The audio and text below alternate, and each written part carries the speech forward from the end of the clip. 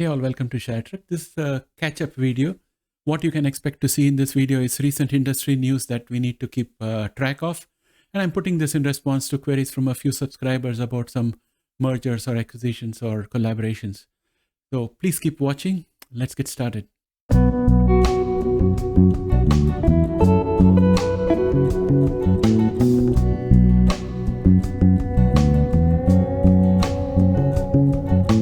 Well, to begin with, I must confess that the January 6th hearings kind of got my attention and I was hooked on to the TV.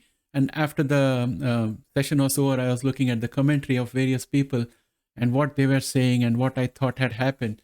So it was a very interesting time for me. So I neglected doing any work on genomics. So this is my catch up. And since I'm feeling very guilty, I thought I'll release this video first before I start tackling those 10 genome sequencing companies that I was going to talk to you about during the coming weeks. Let me start off the news roundup with news about Vertex. Vertex announced on 12th July that it's acquiring Viacyte. Viacyte targets type 1 diabetes. Viacyte is a privately held company and has developed cells that can be implanted in the body of the T1D patient. It has 3 variants, and I have covered this company earlier in a video. If you have not seen that, just go to the homepage for ShareTreck and scroll down the videos. You'll find a video on Viacyte. I've covered all these in detail out there.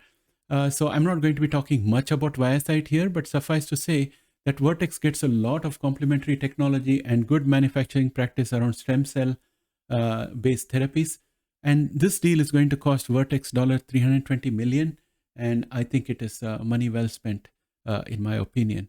With that said, the next news article I have to talk to you about is regarding Illumina. On August 18th last year, Illumina announced that it has acquired Grail, a healthcare company that is focused on early detection of multiple types of cancers. The latest news is that the EU antitrust action is in force, and while Illumina appeals the decision, it will keep Grail as a separate company. Grail was earlier spun off from Illumina and now holds a Gallery blood test that detects 50 different types of cancer before they become symptomatic. And the key word here is before they become symptomatic, because that means early detection, and early detection leads to better outcomes for the treatment, gives more time for the physicians to formulate a therapy, and with the growing technology, it's a big advantage. So that's what Illumina was hoping for when it did the acquisition. And it is to be noted that Grail was earlier spun off, I think almost 5 years ago, from Illumina. Now they want to bring it back into the fold. Let's see what happens with that, with the EU antitrust action. I'll bring the news to you. And in other news, I was pleasantly surprised to find that Amazon is also involved in genomics.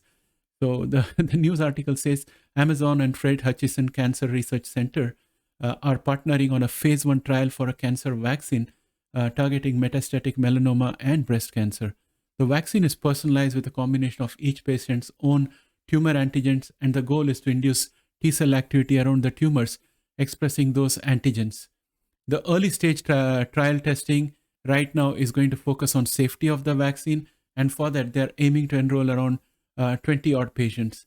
And what surprised me was to learn that Amazon has what is called as Amazon's Grand Challenge lab that was launched in 2014 and is involved in this effort.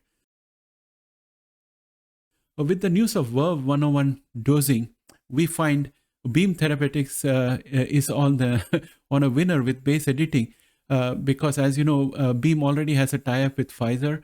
Another interesting tie-up for Beam is Apellis. This deal with Apellis was forged in mid-2021. That would be around June or July of 2021.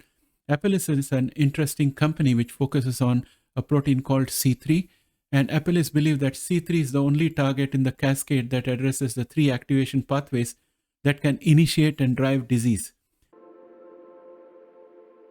The complement cascade is a part of the immune system that defends the body against infection. When functioning normally, its role is to recognize and eliminate pathogens and damaged cells. However, when complement is overactivated, it can attack healthy cells and tissue. Complement is associated with multiple serious diseases, from PNH a blood disorder where uncontrolled C3 destroys red blood cells through intra and extravascular hemolysis, to geographic atrophy, a leading cause of blindness, where retinal cells are destroyed by C3 mechanisms. The complement cascade may be activated by 3 pathways, all converging at C3, the central protein of the complement cascade. C3 controls all downstream effects that can drive disease: cell removal, inflammation, and cell death or dysregulation. When C3 activates, it splits into 2 fragments. C3b tags cell surfaces in a process which marks cells for removal, while C3a sends a signal to immune cells to activate inflammation in surrounding tissues. Downstream activation drives the formation of membrane attack complexes on cell surfaces, causing cell dysregulation and potentially cell rupture and death.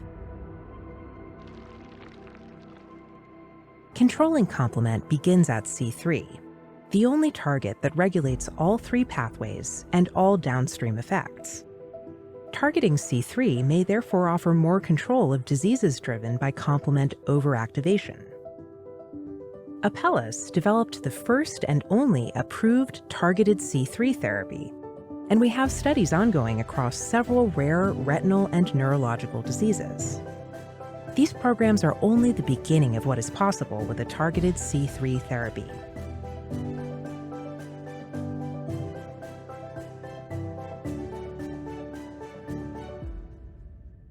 They cover disease in the areas such as ophthalmology, nephrology, hematology, and neurology. I think good days are ahead for Beam and base editing. They've already spun off Prime Editing as a separate company to focus purely on base editing. So this kind of brings me to a quick roundup of the news items. And then on a separate note, today is 13th of July. And as I saw the market action, pre-market, everything was green before 8:30. Then we had the CPI inflation news and all the indices and futures fell down heavily. And as I was uploading my daily video at around 8:45 a.m., I concluded that, yeah, we are going to open bearish and red. But subsequently, the market took off.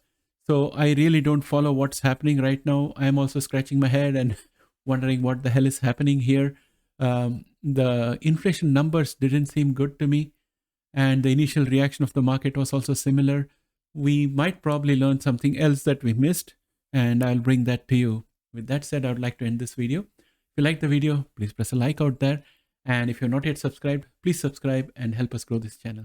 Thanks and have a great day. Bye for now.